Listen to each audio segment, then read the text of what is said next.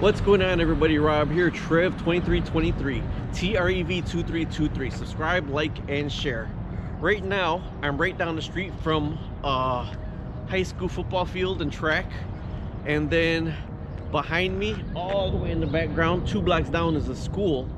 And this is just could be any area in the USA. So I'm just kind of using this as a neighborhood, what could happen to you in the USA. So everybody knows Airbnbs are the thing. You want to make some side money. It's kind of like the Uber of houses, the Uber of bedrooms. It's Airbnb. Well, somebody in this beautiful neighborhood that I'm standing behind decided to purchase a house.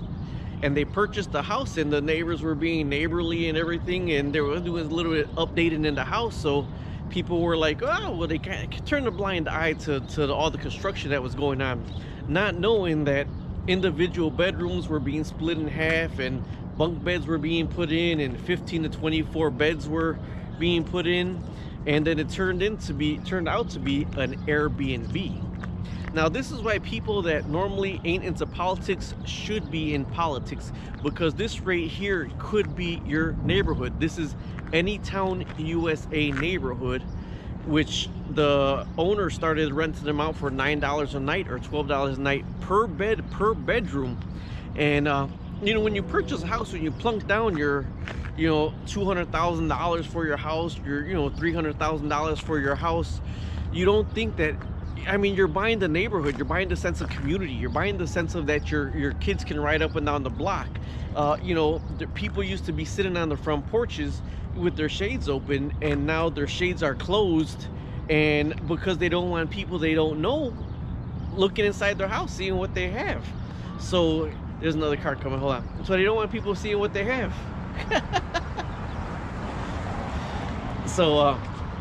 So people are closing their shades. They're not sitting on the porch anymore. They want to not let people that they don't know coming through the neighborhoods see what they have in their house.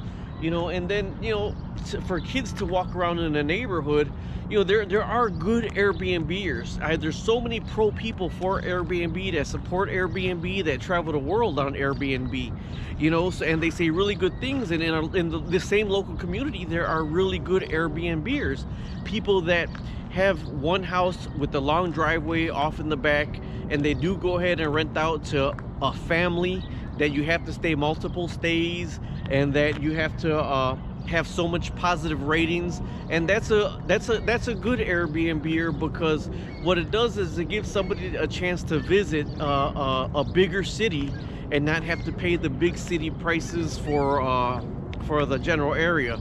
Now, what I think Airbnbers might be good for also is, you know, I'm a veteran myself, and in the area that I'm at, they do the triathlon. The triathlon, and a lot of disabled veterans do this triathlon. I'm not saying this is the ideal place to put the Airbnb, but there are people that come here for the week to train for the triathlon, pre-triathlon. So that's another thing that it could be used for.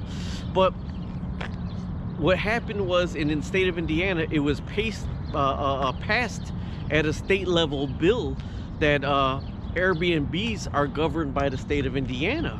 And a lot of people weren't interested in this bill because nobody thought it could affect small town USA. Nobody thought it could affect their community of small town USA. Well, it did, and it did in a big way, because the house was completely cut up, and it was put multiple beds in there. And in the area that I'm in, there's a lot of old timers in here, and you know, back in their day, it's been called a flop house. And in this day and age, it's called the Airbnb. Now the city, the mayor says basically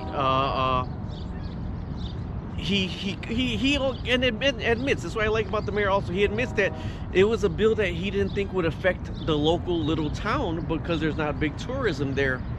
Although they're putting in, and they're looking at it now to amend it, so next time around they're going to put in a bill to change the bill where the cities have control over the businesses that open up in the town. So this one right now, of course there was zoning violations and there was all kind of stuff. If you're gonna open up something like this, just try don't do it behind the city's back, because in small town USA, when people have a tight sense of community, it is feeling like it's violated. It's feeling like we have all these beautiful homes, everybody looks out for each other, everybody looks out for the kids, everybody looks out for the kids walking back and forth to school. Now you got 15 different cars on the block that nobody knows, guys standing on the front porch that nobody knows, having cigarettes in the morning when the kids are going to school.